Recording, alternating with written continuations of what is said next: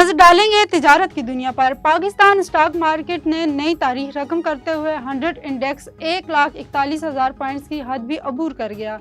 कारोबारी हफ्ते के 5वें और आखिरी रोज भी कारोबार के आगाज पर स्टॉक एक्सचेंज में तेजी देखने में आई। पहले ट्रेडिंग सेशन का अख्ताम मुस्बत जोन में हुआ। इंडेक्स 483 पॉइंट्स बढ़कर पहली बार 1,39,873 पॉइंट्स की नफसियाती हद पर बंद हुआ था।